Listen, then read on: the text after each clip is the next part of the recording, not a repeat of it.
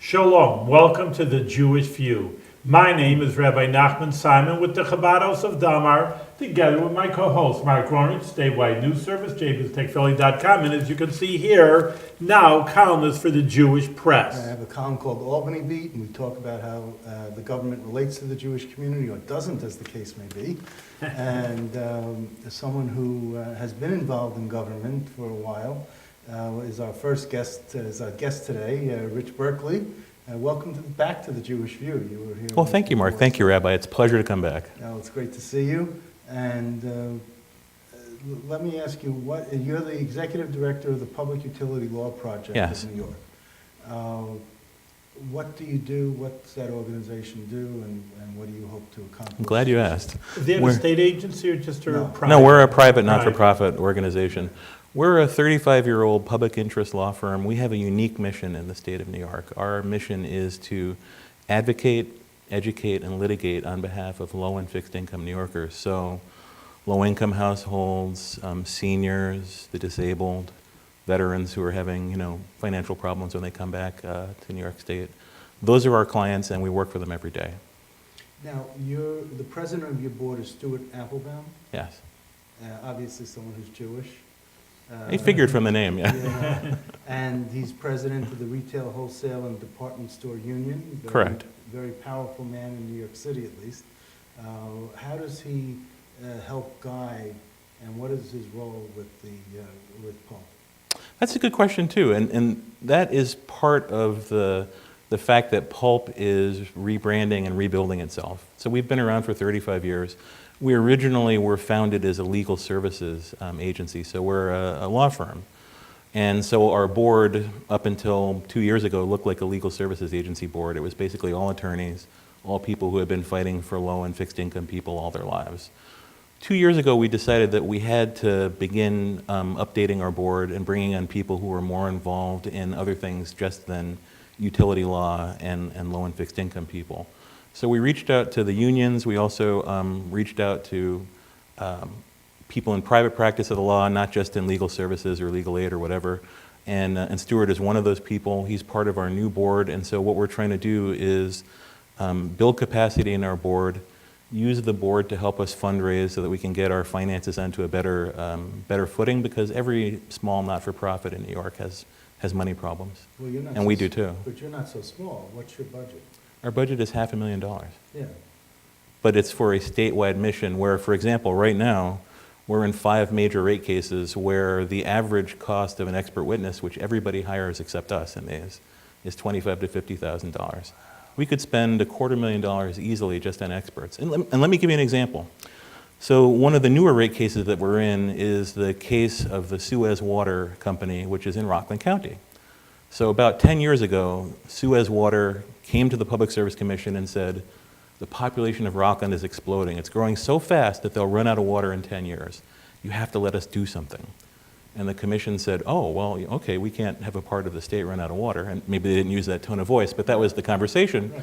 And so the company went out and hired a bunch of expensive attorneys, $600 an hour or more, a bunch of consultants, and they came up with a plan, and you're going to like this because it sounds so irrational, although every step along the way was probably rational.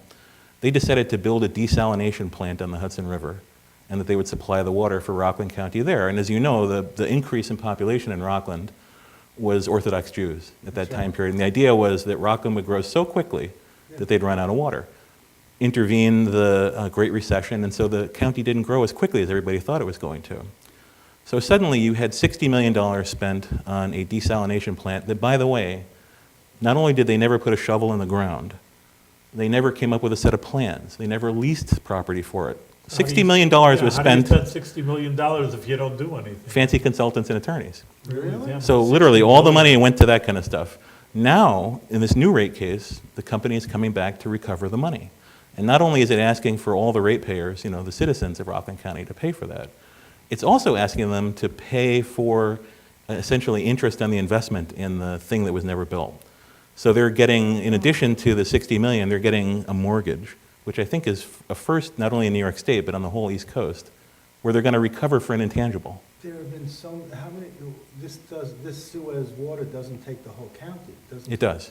Well, there was a whole bunch of small water companies. There's some small water companies. Public Service Commission's policy over the last decade has been to take all the small water companies and merge them into Like larger Spring companies. Valley Water. And, I think Spring Valley still exists, Okay. but Suez is the big I dog. used to work with WRKL in Yeah. Rockland, and I used to cover the county, the PSC on these water cases. Oh. And I just remember all this Ramapo water maybe, and there used to Yeah. be all these small. So Suez has 80,000 customers, which is normally in the rest of the state, a customer is considered to be 3 people behind the meter. I think in Rockland it's probably more like 5, because there tend to be some fairly large and growing families, which is a good thing.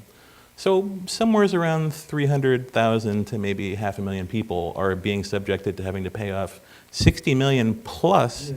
the interest on money that never built anything. Let me ask you, But Yeah. when I go through Muncie and I go through the town of Mhm. Suffern, I guess, is that they're building yeshivas left and right. I mean, they're Mhm. building yeshivas probably because there's children who are going to fill up the seats in the yeshivas. One hopes, one hopes. So isn't there something to be said that they need water, at least for the They do. facilities that are being built? And there was a decision that occurred just about 3 months ago, actually I think it was 4 months now.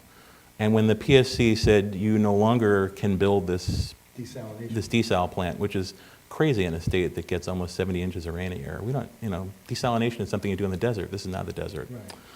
So what they're doing is they are creating a water waste reduction plan in the same way that the city of New York went to try and get rid of all the leaks because they were losing half their water every day. That's right. Suez is losing a tremendous amount of water too. And then also on what they call behind the meter improvements, the company is going to be investing a great deal of money into water efficiency Mhm. inside people's houses. So low flow toilets, sinks, showers, stuff like that.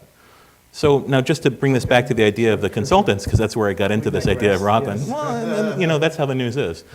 So the company has 2 major law firms. They're going to spend millions on defending this expenditure of $60 million on something that was never built, and the ratepayers are going to pay for that. If I hire one consultant, I'm looking at $25,000, but I obviously can't hire enough consultants to overwhelm, the expert testimony of all these attorneys that the company is hiring. And by the way, no one reimburses me for that. One what? No one reimburses me Versus- for hiring those. They have to come out of either less salary for my staff or less programmatic activity. Well, me. I consider myself a staff too. That's right. So, yeah, the fact that we have a budget of $500,000, which Okay. is very nice, but at the same time, it doesn't go very far. Okay, so but Stuart Applebaum has, first of all, he gives more than $500,000 to the candidates, and contributions to the union. Can't he do more for PULP individually? You got other board members, Yeah. but him himself, he could shake a few trees for you. I hope when he watches this, you'll have convinced him. Part of my job is to ask the board members to be more active. And in the past, our board members were active because they brought their 2 or 3 or 4 decades of legal experience to the board. Right, Now our board members are also going to be working board members, so they're going to help us with fundraising and also contributing on their own. let me ask you And from the maybe beginning. You need to hire a director of development. When we can, when we can. Yeah. Just, you said at the beginning of the show, you're helping like the people that are down and out. Yes. A number of people. But it seems to me after you're talking, it's just you're helping all citizens. I don't know why you limit yourself to the down and out. And that's also a good question, because there are 2 ways you can approach that. First of all, I like to say that, this is a bit of a cliche, a rising tide lifts all boats. Another way to say it is the reverse of what people used to say in the 80s, which is the trickle-up theory is real. When we help the people who are at the bottom of the economic ladder, when we help seniors who are not necessarily at the bottom of the economic ladder but are living on fixed income, that helps everybody, because those households are the ones that are more likely to go out and spend the money in the community, unlike people who have enough money that they're investing their money in the Panama Papers and offshore hedge funds and all that kind of stuff. So while we do, in the case of the Rockland case, no one in any of the rate cases for this company before have paid any attention to the low-income issue. And so when we asked that question at a technical hearing that was a couple weeks ago, people said to us, well, no one's ever asked that. The company has a foundation, which I'm very pleased that they have something. But the foundation is a voluntary program to help low-income members of the Rockland County community. And it helps less than 3% of the population on a voluntary basis and not with a whole lot of money. Right. So we're going to be in there asking for low and fixed income people to get some assistance from the company. among other things. So let me ask you about ESCOs, because Yes. that's a big part of what you do. What Yes. is an ESCO? And I mean, I have it here, but Yeah, why don't you yeah. tell us where? I was looking to see what you were reading. an ESCO, everything from your website is printed out here, so you should know what your website says. Oh, good, okay. Okay. So an energy service company is an ESCO. And an energy service company is the creation of an ideological idea 20 years ago in New York that was brought to us by the famous Enron. You might be old enough to remember them. Thank you. They had a book about them called The Smartest Guys in the Room, but then their company went bankrupt, so we can think about that one for a moment. So an energy service company is a competitive retail energy provider. That's their definition. In reality, in the state of New York, what an ESCO does is it sells what's called a bare commodity. So the ESCO goes to the same auction that your utility goes to buy the same power at the same price, but yet it wants to get into your house telling you that it's going to save you money. Now, how can it do that? I don't know. If it's buying the same commodity at the same price, how is it going to save you money? Well, it can do what everybody knows supermarkets do. It can issue a loss leader, Right. and then once you've been, signed into a PULP. contract with them, it goes up. And in fact, that happens a tremendous amount of time. We did a Freedom of Information Law request of the state of New York. We got 10,000 complaints from 2012, 13, and 14. And we found out, looking at those 10,000 complaints, that a huge number of complaints were overcharging by the ESCOs. They came in saying, we're going to save you money and we're going to charge you this, and it turned out they charged you something different. Yeah, it happened to me. And everywhere I go, someone says, oh, yeah, those guys, they knock on my door, they call my phone, my mother. And it actually turns out, as we did a data analysis of the complaints that we got, and we found out that they tend to focus on census tracts with the elderly, with the poor, And the rabbis. with English as a second language, and rabbis, figuring that they're not going to give you a contract in Hebrew, so who knows what's going to happen. So what was your personal experience with the ESCO? And just someone was telling me, oh, it's going to be cheaper, it's better. All right, cheaper, I'm always looking Was for a this deal. was this Ambit? Yeah. Oh, Ah. And they, fine, and it was really a friend also, so I figure he shouldn't be shafting me, oh man, went counter against him. Maybe, I don't know if he didn't know, I mean, it was a deal, like you say, at first, and then it took a few years later, I don't know how I remember, and then I just talked to the regular utility company, and says, "What? Your rate is cheaper than I'm getting here, what kind of, Very much so. Yeah. so simple as that. And I So you- says, I'm back to the, switched back yeah, to sure, National I Grid? says, I just Okay. went back to the regular. You made a good choice, and AARP and PULP have been saying since February of this year, and I'll come back to why February, until the regulatory construct around the ESCOs is fixed, until the governor and the PSC's reform step that they took in late February completes its process, we advise people not to take service from ESCOs, because they're going to end up overcharging you. So what, besides Ambit Energy, what else might be an example of an ESCO? So for example, and by no means are all the ESCOs bad behavior types. So there's a company called Green Mountain Energy, which in the past, and this is something interesting because they sell a green product, and they used to come to farmers markets. I would go to the Grand Armory Plaza farmers market. They have a spot on Lark Street in Albany. They come to the Empire State Plaza market, and I haven't talked to them recently, but in the past, they would say to you, we are going to charge you more than the utility cost. But we think that because of your values, you're good people, that you want to invest in promoting renewable energy and stopping global warming. Just That like kind of a- transaction makes sense. Yeah, people buy for organic, they know Yeah. they're paying more, but they're getting a better product. Whereas everybody's mother probably said to them at one point, buy the better product, it lasts longer, and even if it's more expensive, go ahead. So there are companies like Green Mountain that, at least in the past, used to come to you and say, we're going to charge you more. But then there are all sorts of other companies. For example, the major utilities have ESCOs. Con Edison in New York City has Con Edison Solutions. Do they behave like the boiler room operations where, the three of us could form an ESCO right now? And we wouldn't need to own any lines, we wouldn't have any expertise. All we'd have to do is get a license to buy at auction from the ISO, and then turn around and mark it up and sell it to other people. The So, ISO is the independent? the independent system operator in Rensselaer. Right. Yeah. So I just, okay, so give me some, besides Green Mountain, which I think is Vermont. When I hear Green Mountain, I think of Vermont. Yeah, you're supposed to think that. But they're not. They're a New York State company? I think so, Okay. yeah. Because everyone thinks, well, Vermont, they're all energy efficient there. They got Bernie Sanders in Vermont, Yeah. It's all these progressive. Well, they so- burn wood there, which we don't do a lot of in New York So- State. So tell me what other types of companies might be ESCOs in case someone comes across certain companies? Well, I couldn't give you a list because New York State has 211 ESCOs currently operating in it. Now, just in comparison, Connecticut, which has competitive retail, Texas, which has competitive retail, and by the way, I hate to say this as a born and bred New Yorker, does a much better job of regulating them than we have up until now. There might be 10 or 20. Yeah. So we have 211 ESCOs in New York because the bar to entry is low and because there's, quite honestly, no regulation of them. So go back to the Ambit example that you gave, Rabbi. The PSC, you might have seen in the TU an article saying PSC gets refunds from Ambit for 1 million plus in upstate New York. Now here's the thing. They couldn't order a refund because they don't have the regulatory power. They couldn't find them because they don't have the regulatory power. They couldn't toss them out of business in the state of New York, despite the fact that they use this multi-level marketing thing to get customers. All they could do was call up the company and say, we have all these complaints, we're going to bring an action against you, basically under what's called the Uniform Business Practices. What are you going to do about it? And then in the Uniform Business Practices, which is a code of conduct that the companies have to follow, there's the ability to do what's called a cure. Just like in a lease, when the landlord doesn't fix your toilet, they can come in and cure before you can walk out, or if you haven't paid your rent, you can cure at the last minute. The company came to New York, wrote a check to cure, walked away, no problem. Money solves everything.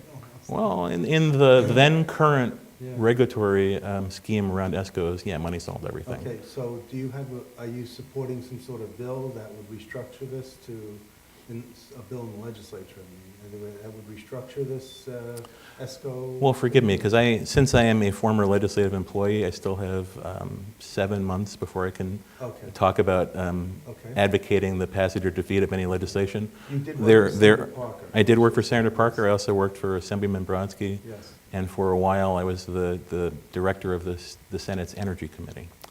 So I come to this honestly. In the case of legislation, there's a bunch of legislation out there. I think if you looked at it, you would find that a bunch of it was good. There's been a certain amount of new legislation written since the Village Voice and a couple of other newspapers around the state. The TU has been doing a great job on the ESCOs also. And so the legislature is thinking about this because this is one of those odd things in New York that we do that no one else does. So in every state that went to a retail competition market, it happened through legislative activity. In New York, the PSC did it on their own, and the legislature found out about it later. And so the legislature wasn't on board with this plan to split up the wholesale market or the retail market, and they're still learning what it means. Because it's a very, as you know, it's a very complicated business. See, if they still had you on staff, they would have known by now. Yeah. Okay, so so there's something else another acronym, we love acronyms in the state legislature, HEFPA. Yes. Explain So HEFPA is means. the Home Energy Fair Practices Act. Okay. It is actually the first piece of legislation that PULP worked on with the legislature 35 years ago. By the way, it's our 35th anniversary this year, so we're saying that all over the place. And we're now finally out of young adulthood to the point where we can start doing the mature drive thing. So HEFPA is the Utility Consumers Bill of Rights for the state of New York. And it was so path-breaking at the time, 35 years ago, that it was copied by a whole bunch of other states because it creates rights that every utility consumer has in the transaction that they have with their energy utility. It was copied over from there to something called TEFPA, which is the Telephone Fair Practices Act.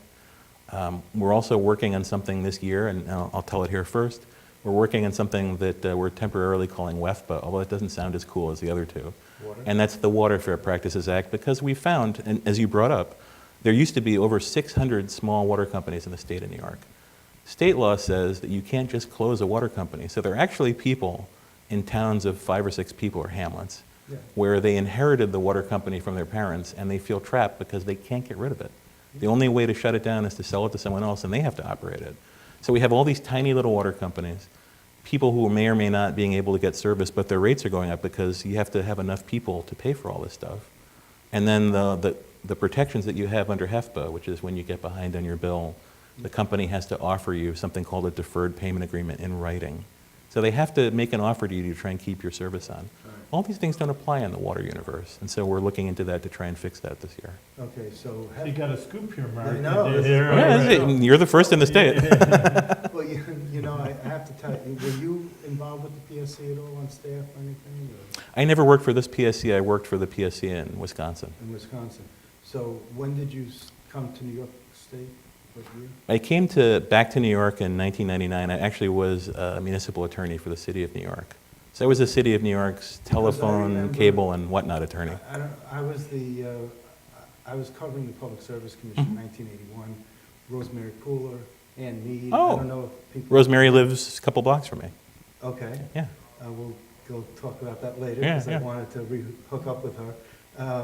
But Rosemary Pooler, Ann Mead, and there were some other folks on the staff side, like Bob Mulligan and Jerry Walsh, that, you know, I remember talking to them about this Consumer Bill of Rights. You know, certainly Rosemary Pooler is a big consumer advocate along with Ann. And it was just, you know, one of those things that you're bringing back a flood of memories Yeah. from when this first broke and it was covered, and it was like, yeah, it was groundbreaking. Honestly, it was a huge accomplishment. And New York, It the was a huge legislature, a one. huge accomplishment. Yeah. The legislature, the governor, my organization have a lot to pat themselves on the back over. We've only, you know, tweaked HEFPA around the edges since 1981. In 2002, we added ESCOs into part of HEFPA, and so some of the HEFPA protections attach to them, although some do not. And then little bits around the edges trying to perfect it, because every year we find that it's more valuable. Did you remember Karen Burstein as head of the Consumer Protection Board? I never knew Karen, but I knew Sandra Sloan, and I know basically the people that I know at New York's PSC are from 1999 onward. Right, but Karen Burstein was head of the Consumer Protection Board. Oh, at the CPB. Separate. Yeah. No, I didn't know much about the CPP before Mindy Boxtan. Oh, okay. Yeah. Well, that was the end of that agency after she got through with it. Okay. And now you talk about like submetering is a big issue for you? Tell us about Submetering, to tell you all about submetering will take us forever, but so let me give you the 20-second elevator pitch. I got 5 sentences here, Yeah. 5 lines here, so, you know, So- it shouldn't take too long. Submetering has two basic ideas driving it. One is that from a policy standpoint, the Public Service Commission, NYSERDA, that is the New York State Energy Research and Development Authority, they believe, and I should say New York State Division of Housing and Community Renewal, DHCR, all three of them have a theory that in buildings where the cost of electricity is included in your rent, that there are free riders and that there are energy pigs, and that it's unfair to the people who are being responsible in their use of energy, that they have to pay for people who are selling electricity out the window on an extension cord or have every electric thing on all the But the time. heat's on up to 80 Yeah, so they're, degrees and the idea is that if you don't pay, you don't value the, you know, the commodity or the product. And so submetering is designed to take some of the burden of that off the landlord and off the other tenants, and the landlord takes his or her master meter and then splits it out so there are individual meters in every apartment, and then you get your individual electric use for your apartment Okay. based on this submeter. Uh-huh. Now, there are a bunch of problems with that, but let me come back to those in a second. The other piece of submetering is that it is strongly associated with gentrifying neighborhoods and breaking rent-stabilized buildings. Okay. And so what happens is when you get a submeter in your building, the landlord is required by law to lower your rent. But in the case of most of New York City, the rent is lowered by basically about $10 per room in the apartment. So a 6-room apartment will get a $60 Per month. decrease per month Yeah. in the cost of their energy. However, the average electric bill for an apartment of that size in New York City is somewhere around $200 a month. So the decrease of rent by no means offsets the new bill that you get as a tenant in that building. Well, it's interesting because when my folks who lived in Brooklyn came up to Albany, they looked at my, at that time, Niagara Mohawk bill, and they said, "Since when do they bill you weekly here?" And I Yeah, said, funny. "Oh, no, this is monthly." They go, "Monthly? This is 1 week for us. Our bill is 4 times as much." So, you know, you will talk about submetering, you talk about, you know, electric. I mean, the electric rates are much higher down in New York City to begin with. Con Edison is the most expensive electric company in the continental United States, So, period. So do we have, does the submetering impact residences outside of New York City, or is it mainly a New York City issue? No, submetering is a multiple dwelling unit building issue. So for example, there was a submetering petition filed in Troy, I think 5 or 6 months ago. And it was near Hudson Valley Community College. There was a fairly large apartment complex. And the landlord didn't want to pay the electric bill for everybody and figured that if they submetered, that they would make a lot of extra money. In New York City, it's really, as I said, it's associated with trying to get people out of rent-stabilized buildings because they can't afford the additional cost of the energy. Get them out of rent stabilized. Because then you can go to market rate. Okay, what other issues would you like to bring up that we didn't ask yet? Wow. That gives me a lot of room. Because we missed, the last time. We only have a few more minutes left. Yeah, I know, we've got to go quick. You were here, you asked, you said to me you missed a few Yeah. things. So let me go through a list fairly quickly then. As I said, we're in 5 major rate cases in the state. One of them that's really interesting in New York City is National Grid New York City, formerly known as Brooklyn Union Gas, which serves Brooklyn and part of Queens. It has 2 very large Superfund sites, one in the Gowanus Canal area of Brooklyn and the other one in the Newtown Creek in Queens. So one of the interesting things about this rate case is that Newtown Creek is Starrett City? I think it's near Starrett City, but Brooklyn. it's in the middle of the Queens map, although some of the Brooklyn members, like Congressman Levin, have Brooklyn and also a piece of... Councilman, I'm sorry, not Congressman, thank you. I promoted him already. He's a little young for that promotion yet, but he's working in that way. But you're talking about on the Brooklyn-Queens border? Yes, exactly. Basically, okay. So these 2 Superfund sites, National Grid New York City has estimated will cost somewhere around $800 million on its account to clean up. And they are asking for all that to be paid for by the ratepayers. Now, there's an argument that if that pollution had been created in the service of something that the ratepayers needed and benefited from, that they should pay for it. I mean, that's sort of basic utility law. But these are largely from what's called manufactured gas, which is when people used to dig coal and then heat it up and make natural gas out of it and then throw all the leftovers into these caves that are underground in those places. So they have these immense Superfund sites that no one living has had any benefit from the stuff that made them polluted. And the company is turning to the ratepayers and saying, you pay this, and by the way, we don't know exactly how much it's going to cost. We don't know how long we're going to put it on your bill for, but it's going to be a long time and it's going to be a lot. So we have a problem with that for a couple reasons. First, we think that there's a perverse incentive set up where the company has no reason necessarily to try and avoid buying things that it knew had these in it. Because this is not a surprise that these Superfund sites are there, but when Grid bought Keyspan, which had bought Brooklyn Union, they inherited these sites as part of the transaction. So why should the ratepayers now pay for that? So we're going to try and go after a legal theory to make sure that the company pays at least some of it, which will be, again, a major change in New York state law, because we think they need an incentive to plan their business. Not just And- open-ended, you mean Yeah. just... And also, Who knows how long it'll last. Those Exactly. things go on forever and they get ballooned out of cost. and in a Superfund site case, there are 5 other entities that are in this Newtown Creek, and National Grid has the least incentive to fight to get a smaller share because it's not going to have to pay any of it. Right. Unlike Exxon and some of the other companies that are there who are going to fight with their very expensive legal teams to pay as little as possible. National Grid's, and I shouldn't typify their answer, but they're going to put it on the ratepayers. So that's one of the issues. Another one is that we're getting involved in an issue about basic service charges. And this is, if you look at your bill, you'll see that you have a energy supply component Right. and you have an energy delivery component, and those are both fairly high. And then you have something called a basic service charge. And the basic service charge is usually, and particularly for single people in small apartments like me, it's more than my usage. Oh, And so, or it's equal, and people complain about this. The basic service charge is a way that the companies have been shifting more of the things that they should be recovering from the sale of the commodity, that is by people's usage, into an area where they have a regular amount coming in every month that they don't have to fight over with terms of how much the rate is. We think that's wrong because it's regressive. So people, again, who are trying to conserve are penalized. Seniors who live in small apartments are penalized. Low-income families who live in small circumstances are penalized. but they stay warm.